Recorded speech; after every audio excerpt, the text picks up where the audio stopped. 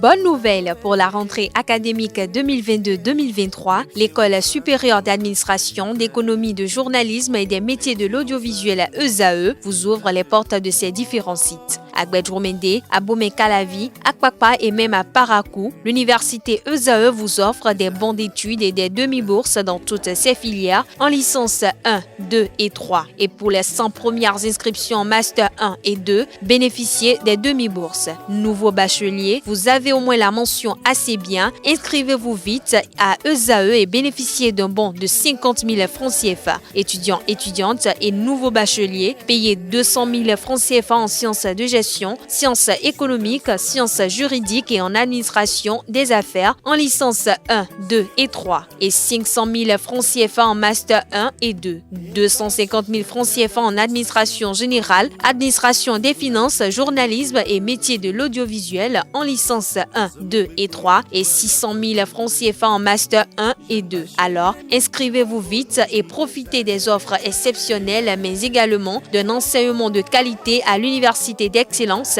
ESAE. Infoline 90 93 65 21 ou le 98 98 14 00. ESAE, l'excellence à un nom.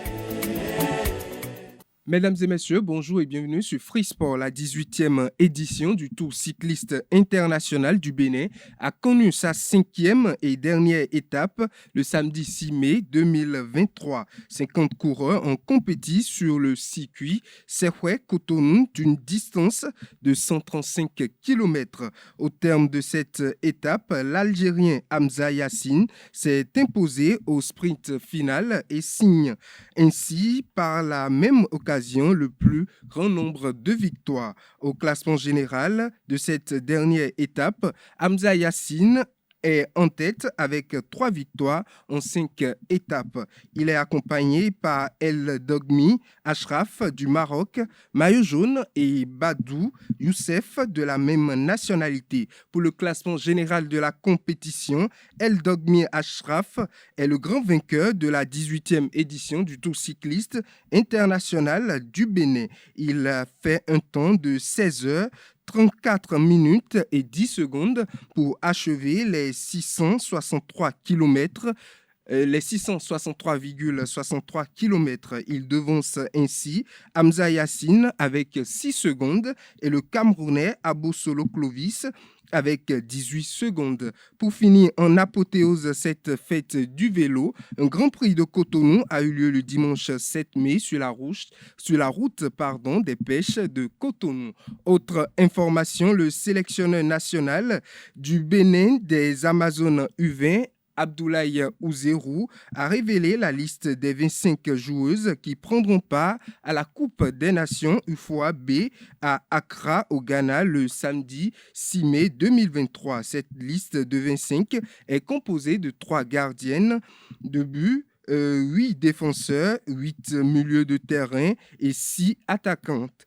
Quelques habitués y figurent également. Pour la sortie de cette liste, le sélectionneur national, Ouzerou Abdoulaye, s'est basé sur la jeune génération. Il a puisé dans le lot des cadettes de l'année dernière et des joueuses qui ont animé le championnat national. Pour rappel, le Bénin est logé dans la poule A en compagnie du pays hôte, le Ghana et de la Côte d'Ivoire. Football à présent, une mission de la Fédération nigériane de football était au Bénin le jeudi dernier. Ceci dans le cadre de la visite des infrastructures pouvant abriter la CAN 2025. D'après un communiqué de la Fédération béninoise de football sur la visite, la délégation était composée de Messarana Ilo, consultant de la Fédération nigériane de football, de Adebola Oladji, directeur de la communication, et de Taïsou Chegoun, directeur des technologies de l'information et de la communication de la Fédération nigériane de football. La partie béninoise était composée de Innocent Atineou, membre du comité exécutif de la Fédération béninoise de football, et de Claude Paki, secrétaire général de la Fédération béninoise de football. Après une séance de travail pour définir le calendrier des différents sites à visiter, cap a été mis sur Novotel Orisha pour la première étape. Ensuite, les installations du Sofitel Hotel ont été visitées en fin de journée. C'est le stade général Mathieu Kérékou de Cotonou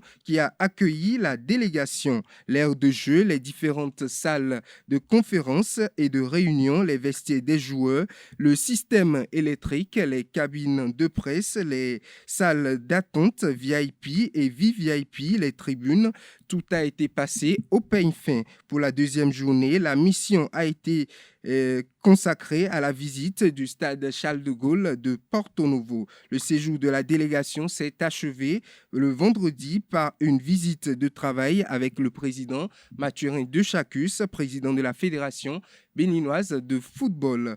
Pour finir, le président de la Fédération internationale de football, association FIFA, Gianni Infantino, et la directrice générale de l'Organisation mondiale du commerce, OMC, ont fait part de leur intention d'approfondir leur collaboration afin de contribuer ensemble à l'émancipation économique des femmes sportives.